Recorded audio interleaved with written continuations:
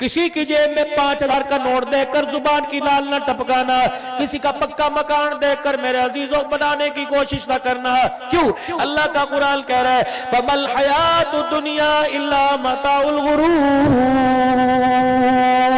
جا اس دروازے کی کنڈی بجا، کچے مکان کی کنڈی بجا، حویلی کا دروازہ اٹھا کے دیکھ اور پوچھ، مجھے میری کبریائی کی قسم دے کے پوچھ لے، اس دروازے میں اس مکان میں کتنے آیا جایا کرتے تھے؟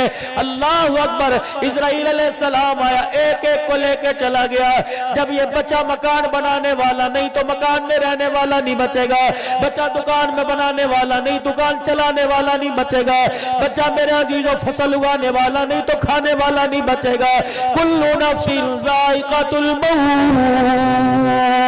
اور فروٹ کے ذائقے سے مزے لینے والوں، تمہیں فروٹ کے ذائقے کا پتہ، تمہیں آم کے ذائقے کا پتہ، تمہیں ٹافی کمپٹ کے ذائقے کا پتہ، تمہیں کیلے کے ذائقے کا پتہ، تمہیں روح افزے کے ذائقے کا پتہ، شربت سکنجوی کے ذائقے کا پتہ، تمہیں گڑ کے ذائقے کا پتہ، چینی کے ذائقے کا پتہ، تمہیں گوشت کے ذائقے کا پتہ، سبزی کے ذائقے کا پتہ۔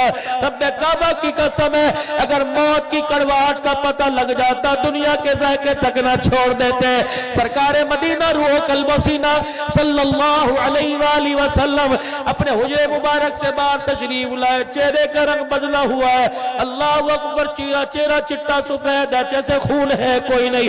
ابو ہریرہ رضی اللہ عنہ نے چہرہ انور دیکھا، ماں باپ آپ پر قربان ہو یا رسول اللہ، گھر میں گئے تھے مسکراتے گئے تھے، ابھی تھوڑی دیر کے بعد واپس آئے رو رہے ہو۔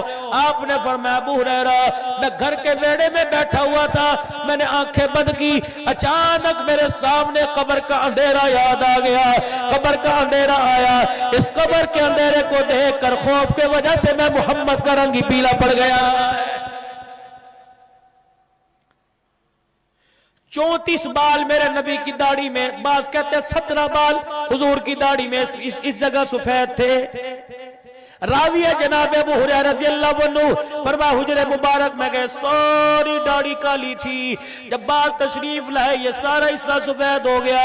یا رسول اللہ داڑھی کالی چٹی کیسے ہو گئی، سفید کیسے ہو گئی؟ فرمایا میں اندر گیا، میرے پاس جبرائیل آ گیا، اس نے مجھے سورہ ہود کی آیتیں سنائی، سورہ نبا، سورہ حاقہ کی باتیں سنائی، جس کے اندر قیامت کا بتلایا گیا، ایسی ایسی قیامت کی ہولناکیاں بتائی گئی، ڈر کی وجہ سے میں محمد کے بال سفید ہو گئے۔